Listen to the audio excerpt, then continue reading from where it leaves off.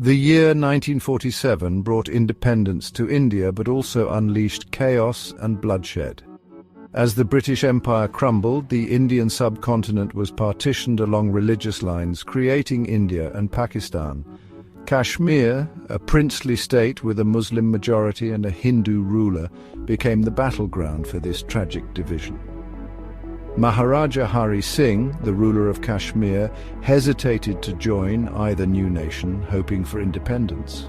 However, his hopes were dashed when Pakistani tribesmen invaded, aiming to seize the region by force. The Maharaja, facing imminent defeat, signed the instrument of accession to India in exchange for military aid. This act ignited the First Kashmir War between India and Pakistan, ending in 1949 with a ceasefire line dividing Kashmir. The partition left a deep scar on Kashmir, shattering families and homes and sowing the seeds of a conflict that continues to this day. The year 1990 marked a dark chapter in Kashmir's history, the exodus of Kashmiri Pandits.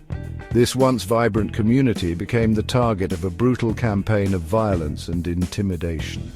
As militancy took root in the valley, Kashmiri Pandits faced threats, attacks and killings. Families were forced to flee their ancestral homes, leaving behind their belongings and history. Thousands sought refuge in other parts of India, living as refugees in their own country. The loss of the Pandit community created a void, diminishing the region's rich cultural diversity. The exodus serves as a stark reminder of the human cost of the Kashmir conflict, transcending political rhetoric. The 1990s witnessed the rise of a full-blown insurgency in Kashmir. Fueled by anger against the Indian government's perceived injustices, young men took up arms against the Indian state. Militant groups emerged as a powerful force in the valley. India responded to the insurgency with a heavy hand, deploying thousands of troops and transforming the valley into a militarized zone. Operation Searchlight, launched in 1990, marked a particularly brutal chapter in the conflict. The operation resulted in widespread human rights abuses, including extrajudicial killings and arbitrary detentions. The cycle of violence escalated further in 2016 following the killing of Burhan Wani, a young militant leader. Wani's death ignited a mass uprising, with thousands protesting against Indian rule. The Indian government responded with brute force, using pellet guns that blinded and maimed hundreds, pushing Kashmir further into despair.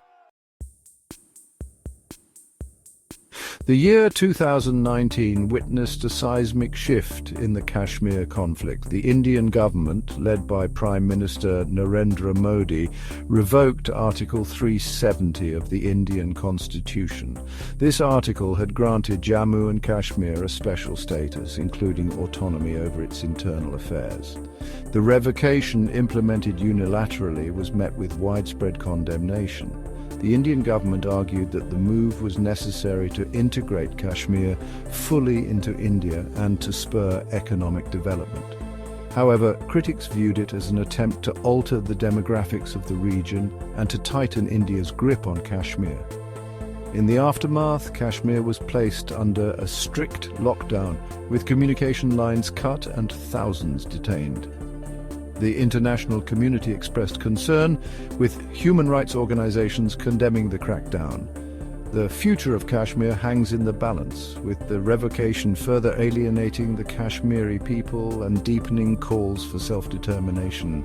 A lasting solution requires addressing the genuine grievances of the Kashmiri people, respecting their human rights, and engaging in meaningful dialogue.